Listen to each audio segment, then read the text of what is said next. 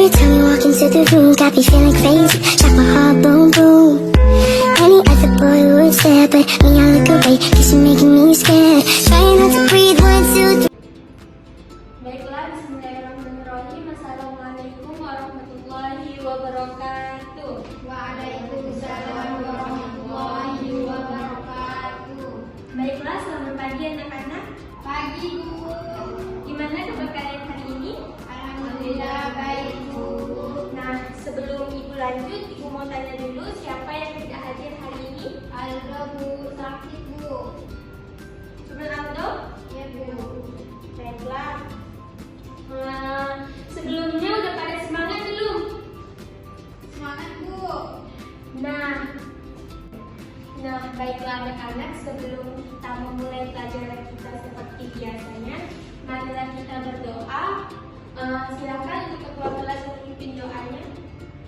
Baik, sebelum mulai pelajaran, marilah kita berdoa. Berdoa dimulai. Berdoa selesai. Baiklah, terima kasih untuk ketua kelas karena sudah memimpin doanya.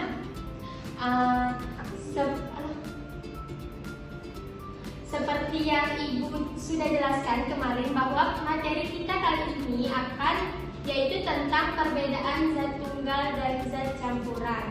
Nah, sebelum Ibu lanjut, apakah kalian ada yang tahu apa itu zat tunggal dan zat campuran? Tidak ada, Bu. Nah, adapun tujuan pembelajaran kita yang pertama yaitu menjelaskan pengertian zat, yang kedua membedakan antara zat tunggal dan zat campuran, yang ketiga mengidentifikasi berbagai jenis campuran, dan yang keempat melakukan percobaan sederhana yang kelima menjelaskan proses pencampuran zat. Jadi, apakah bisa dipahami anak-anak? Bisa, Ibu. Bisa, Ibu. Nah, baiklah, jika tidak tahu maka akan Ibu lanjut. Nah, di sini ada struktur, boleh kalian perhatikan. Yang mana di sini yaitu ada materi yang dibagi menjadi dua, yaitu zat tunggal dan zat campuran seperti pada judul kita kali ini. Dari zat tunggal dibagi menjadi dua, yaitu unsur senyawa dan unsur dan senyawa. Sedangkan untuk campuran dibagi menjadi dua, yaitu homogen dan heterogen. Apakah sampai sini bisa dipahami? Bisa, Bu. Jadi untuk zat tunggal dibagi menjadi dua, unsur dan senyawa, sedangkan campuran dibagi menjadi dua juga, yaitu homogen dan heterogen. Nah, boleh kalian perhatikan deskripsi di atas, yaitu zat tunggal adalah materi yang memiliki komposisi tetap dan sifat-sifat yang seragam di seluruh bagiannya. Artinya, zat hanya terdiri dari satu jenis partikel, baik unsur ataupun senyawa, dan tidak bisa dipisahkan melalui proses fisika biasa. Sampai sini bisa dipahami? Bisa, Bu. Nah, sedangkan kalau campuran adalah materi yang tersusun dari dua atau lebih zat, unsur atau senyawa seperti yang tadi, yang tidak bereaksi secara kimia dan masih mempertahankan sifat-sifat aslinya. Campuran tidak memiliki komposisi tetap sehingga bisa dipisahkan dengan cara fisika seperti penyaringan, penyulingan, sentrifugasi, dan lainnya. Next, boleh kalian perhatikan dua gambar di atas. Nah, untuk satu orang, coba jelaskan apa yang kalian lihat di atas. Saya, Bu. Ya, silakan. Saya, Bu, perbedaannya kalau gambar air putih itu bukan campuran. Kalau yang gambar kopi itu campuran, Bu. Nah, tepat sekali. Nah, bisa dibilang yang gambar air putih merupakan zat, sedangkan yang di sebelahnya merupakan campuran, sesuai dengan deskripsi sebelumnya bahwa zat terdiri dari satu partikel, hanya terdiri dari satu, dan sedangkan campuran terdiri dari dua atau lebih zat. Bisa dipahami sampai sini? Bisa, Bu. Baik, nah, adapun campuran terdiri dari dua, yaitu homogen dan heterogen. yang mana campuran homogen tidak bisa dibedakan antara komponen penyusunnya dengan mata, disebut juga sebagai larutan. Jadi larutan homogen tidak bisa kita lihat perbedaan zatnya ataupun tidak ada bidang batas di dalamnya, itu disebut dengan campuran homogen. Sedangkan campuran heterogen adalah campuran yang tidak seragam dan bagian-bagiannya bisa dilihat secara langsung.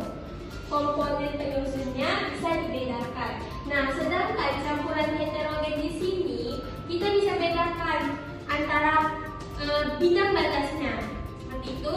Apakah sudah mengerti? Mengerti, Bu. Nah, baik. Perhatikan juga gambar selanjutnya. Di sini ada air ditambah gelas dan ada air ditambah pasir. Bisa kalian lihat gambarnya?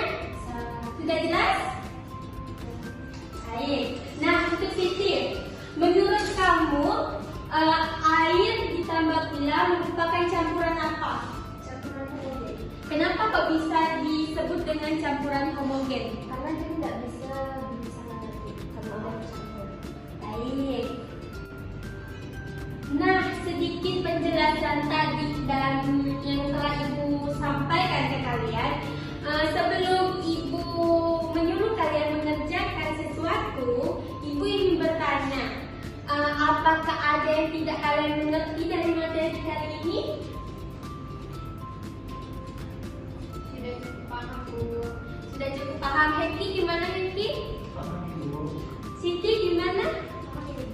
Baiklah, jika paham, Ibu akan menyuruh kalian mengerjakan soal secara kelompok atau berdiskusi sesama temannya, dan nanti kalian bacakan satu persatu di dalam kelas dengan benar.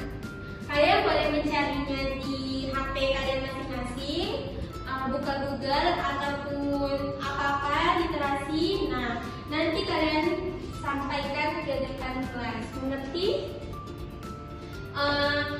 Soalnya sudah Ibu share ya di Google Classroom. Apakah sudah ada? Sudah, Bu. Baik, jika sudah ada, silakan dikerjakan. Nah, apakah bisa dimengerti? Bisa, Bu. Ibu izin bertanya apakah seperti ini, Bu, cara menjawabnya? Baik, sekali, bagus sekali. Bu, terima kasih. Boleh nanti saya lihat pekerjaan kamu? Ini Bu, betul Bu? Wow, dapat kamu nanti boleh tutup ya. Dan kerjakan dengan benar ya anak-anak. Ibu kasih waktu, sisa waktunya tinggal 15 menit lagi. Segera kerjakan dan maju ke depan. Dan kaki. Nah, anak-anak, waktunya Ibu rasa sudah habis. Apakah kalian sudah mengerjakan semua? Sudah, Bu. Baik. Nah, sebelum Ibu menyuruh kalian maju satu persatu, tolong sebutkan nama kalian dan kalian di bagian yang mana-mana saja ya. Ya.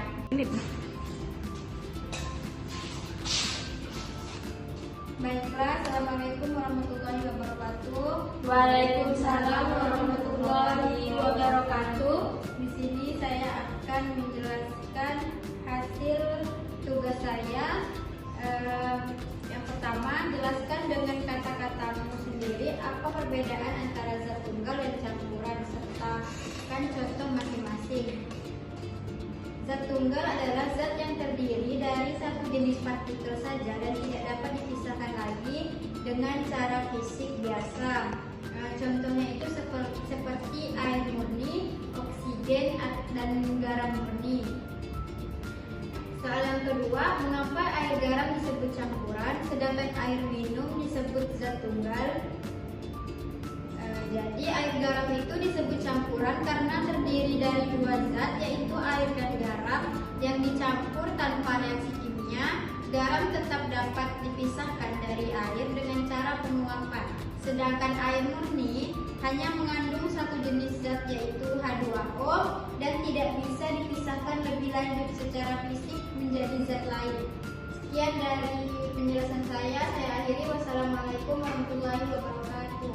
Nah, tepuk tangan sekali untuk Shirley. Jawabannya sudah sangat memuaskan ya, disertai dengan contoh-contoh yang ada. Baik Shirley. Nah, untuk soal nomor 2 dan nomor 3, boleh siapa yang ingin maju?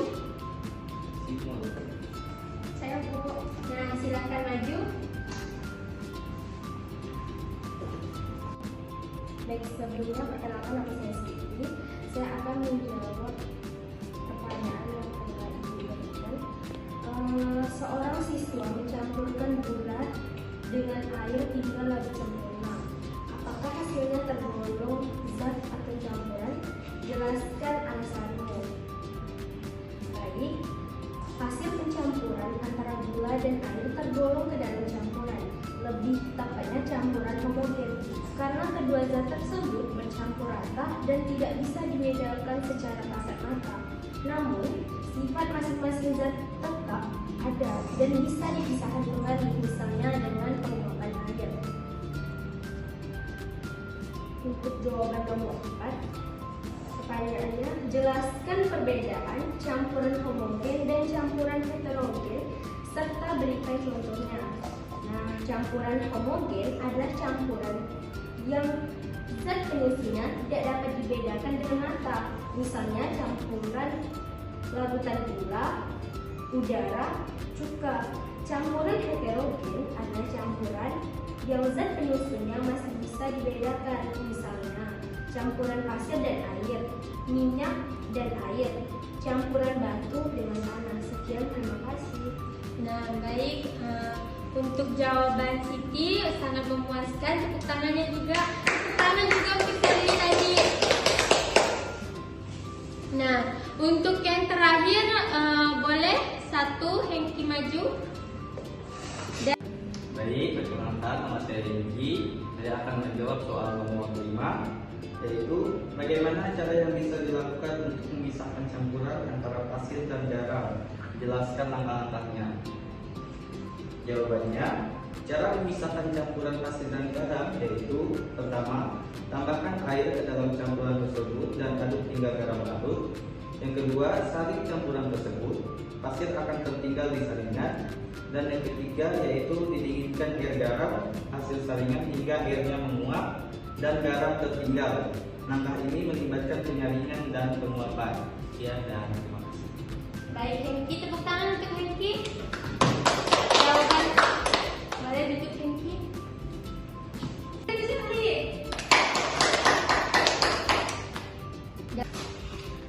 Nah, baiklah anak-anak, jawaban dan presentasi kalian tadi cukup aktif dan sangat baik.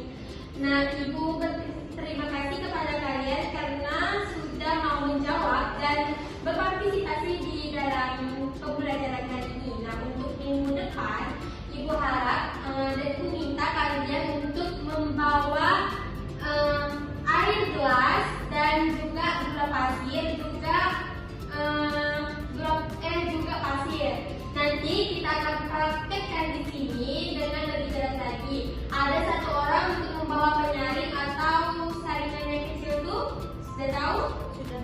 Nah, nanti kita akan eksperimen di sini dan melanjutkan bab selanjutnya, yaitu tentang asam dan basa. Baiklah, terima kasih anak-anak. Ibu akan tutup. Assalamualaikum warahmatullahi